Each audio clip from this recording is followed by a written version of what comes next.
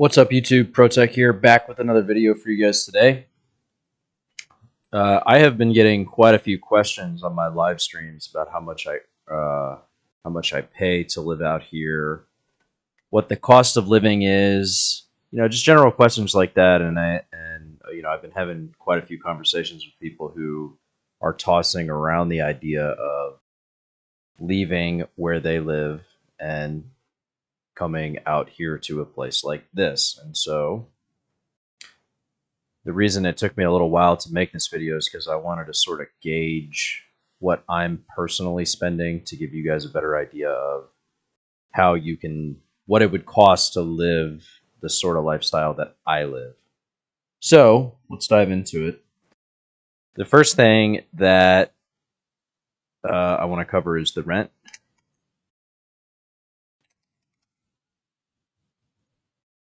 So every month I pay $3,500 or $1,350 for rent. Now, let me just say that this is kind of high, and there's a reason for this. The COVID-19 pandemic really screwed up a lot of things when I moved out here. One of which being able to find a reasonable apartment at a reasonable price. So the rent itself, I don't really think is $1,350 for a place like this. But the problem that I ran into is that when I saw it, I wanted it, and it was the only unit left in the building. So I think that's the first thing. The availability just sort of wasn't there, and so they hiked the price up on it. And the reason for that is because COVID-19 screwed up a lot of the visa policies in neighboring countries. And so long-term stays in somewhere like Vietnam, somewhere like Thailand, somewhere like the Philippines, wherever, it's a lot more complicated than it used to be. But in Cambodia, the visa policies did not change. So what this resulted in was a lot of expats, such as myself, flocking to this area. And I do believe that is part of the reason why the rent is so high. I think after a year of being here, if I wanted to negotiate the price down, I'm sure I can. I don't know what I'll be able to get, but hopefully I'll be able to get it in around the 1,000 price range, if not lower. But again, I do think that's a little inflated right now because of the pandemic and just the availability of good stuff, good apartments out here, right? So that's the first thing. Now, what does this include? So I have a rooftop pool, I have a rooftop gym, I have a cleaning service twice a week, water is included, internet is included, and convenience, right? Like if I need to go get something, all I have to do is take the elevator, go down, bam, it's right there. So it's a little steep, but I think at the end of the day, it's reasonable. So what this does not include is the electricity. So I believe on average I'm going to be paying about $300 a month for electricity. Now, I'm more than likely not like you, where you sit in your apartment all day, every day, streaming video games, watching Netflix, using the air conditioning. But it is what it is, right? And the problem with this is that you can't, it doesn't really matter where you go. You can go to some room that's on top of a shoe shop. The rate for electricity is always going to be the same. I personally have not been able to find an apartment that has because the price for the electricity is 25 cents a kilowatt. There are some places out there that'll do like 10 cents. But but it's very hard to find. I haven't been able to find it. If you've been able to find it, great. I have not. So because I'm always in my room streaming, using electricity, mainly the air conditioner, that's why my electric is a little pricey. But again, it's hard to find anything cheaper than that.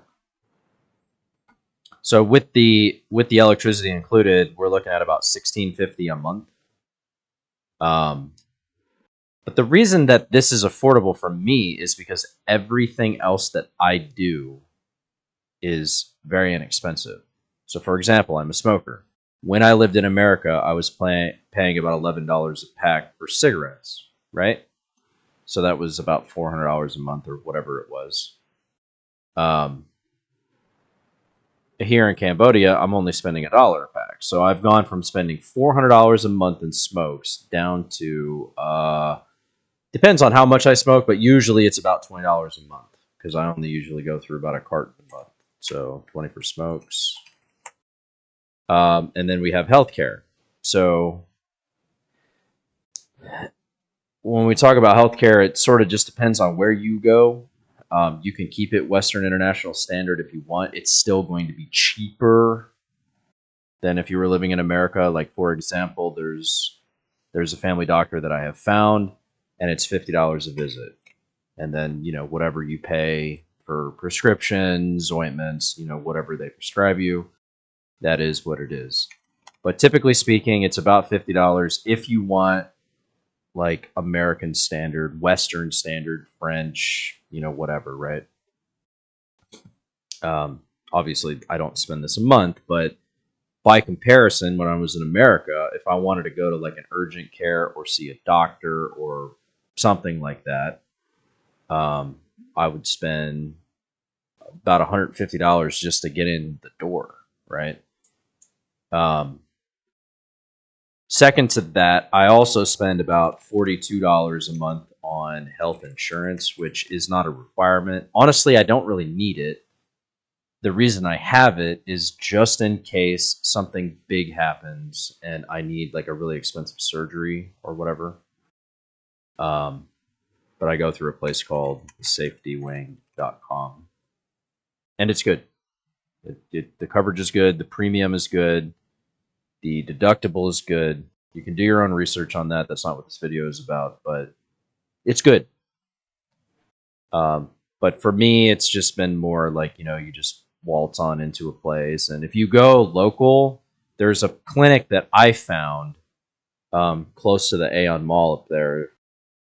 And the consultation is only $20, and it's Western standard. I've looked it up. The medication that they prescribe you, their processes are all the same.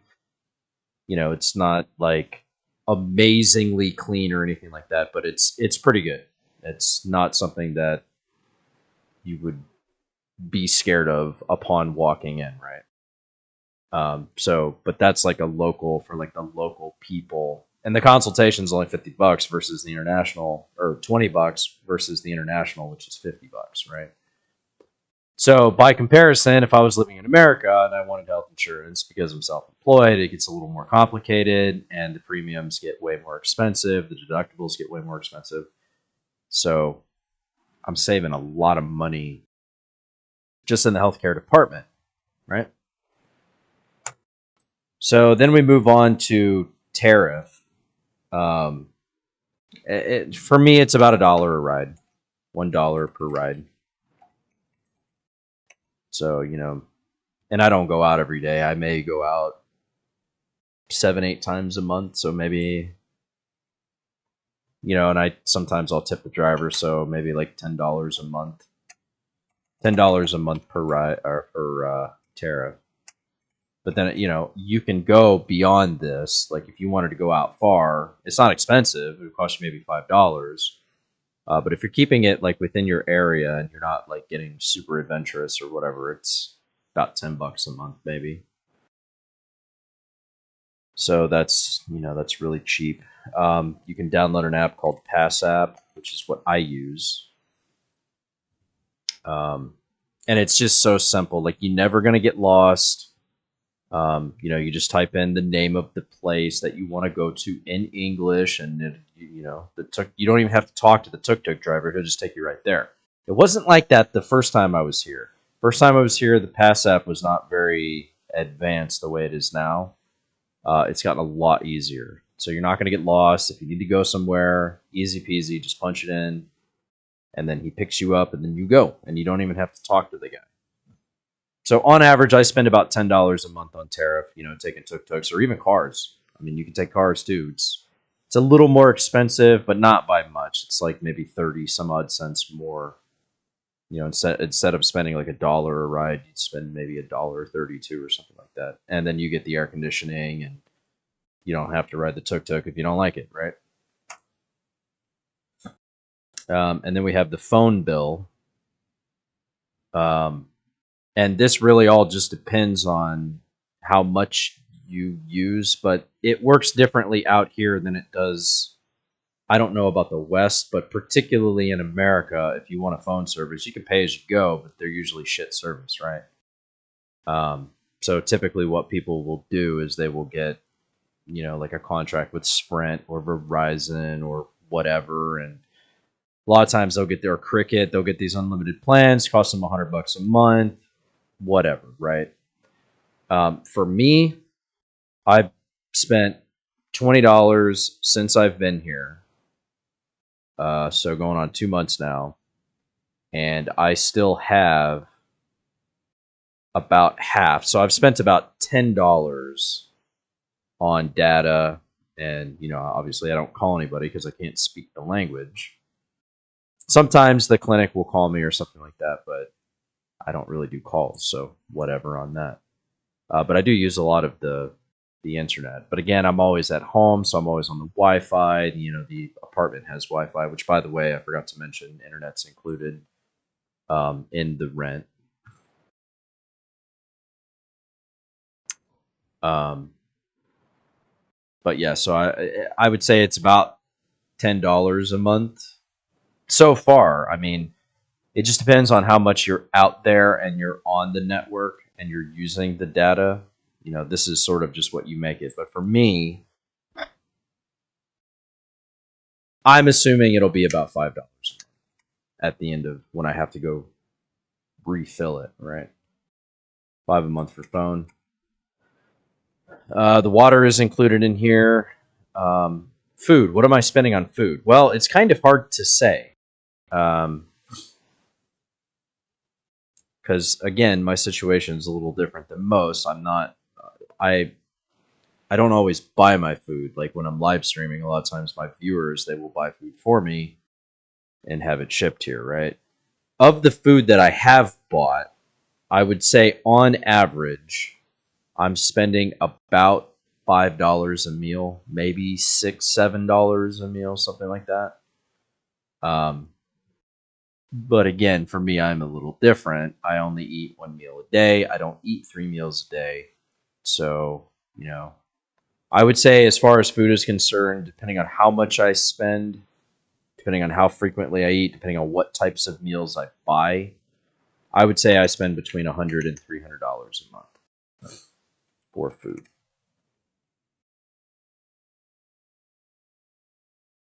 I'm trying to think if there's really anything else that I do. I don't really do too much.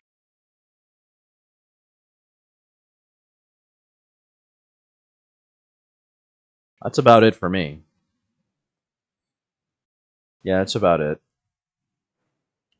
And by comparison, when I was in America, I would easily spend $400 or $500 a month on food. Yes, eating 1 meal a day because the price of the meals were more expensive. My phone bill was $25 a month. Depending on how much data I used, sometimes I would pay $40 a month, $50 a month. So,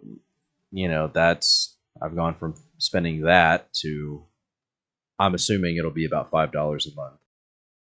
And then, when I was in America, I had my car. Gas prices were getting completely out of control. And I'd fill up maybe once a month. But even then, that was still about 30 $30 a month. But then when the gas prices started to hike up, it was more like 45, 50, right? So I'm saving money on tariff. I don't have car insurance because I don't need it. I can just take tuk-tuk wherever it is I need to go. So I don't need anything like a motorbike or a car or whatever. It's not necessary. Whereas, in America, you got to have the car insurance. You got to constant repairs. I mean, I took my car in for repairs many times. Tires, spark plugs, ignition coils. I mean, the list just goes on and on and on, right? So tariff is way the hell down. And yeah, so that's about it. That's about it. So for me, I'm spending, when I was living in America, I was spending between, and this was off of a $300 a month rent, between all of my car repairs and my insurance and all this other stuff. I was spending between $2,000 and $3,000 a month just on everything I needed to do. Going to Starbucks, smokes, all that stuff. And it was no thrills. I mean, it was a no thrills lifestyle, $2 to $3 grand a month. And here I'm spending, I would say, between probably around $1,800 to $3,000 a month. Depending on how much I go out or whatever. But the point is that while I'm spending almost the same, I'm getting a much, much, much higher quality of life. And if I wanted to bring that down, I could. But I'm, because of COVID for the past 2 years, I've been sort of it was like a no thrills lifestyle, always at home, always working, grind, grind, grind, grind, grind. So now I'm sort of splurging, going through a little bit of my money. But you don't have to live this style, right? Like when you come out here, you can live way cheaper. I looked at multiple apartments when I came out here, and you can find reasonable places for $600-700 a month. You can even go, when I lived here the first time, I went all the way down to $250 a month. It was shit living. The room was nice, but everything else about that place sucked. But yeah, so if I wanted to live in this same situation in Dayton, Ohio, it would run me, just the apartment alone with the cleaning service and the gym and the internet included, the water included, all of this other stuff, easily, just on the room alone, it'd be $3,000 to $4,000 a month. If you lived in somewhere like New York City, easily $5,000 to $8,000 a month. So the quality of living is much higher than it is in America. There's no universe you'd be able to find an apartment like this on the 13th floor overlooking the city with a beautiful view and all of the amenities and the convenience and pay $1,350 a month. There's no universe where that exists in America. At least not where I live. Dayton, Florida, New York, places like that, right? So, yes, if you're coming out here to save money, you probably don't want to live the style that I'm living. I still save money because I've been doing very well. But you can do this a lot cheaper. So the video is getting kind of long here. There are some other things that I probably could touch on, but I can't really think of it. But yeah, so this is what I spend, about $1,800 to $3,000 a month, somewhere in there. But if I lived in the same situation in America, oh my God, wouldn't be affordable. So, hope you guys enjoyed the video. If you have any questions, comments, or concerns, leave them in the comments. And I hope this helped you out a little bit.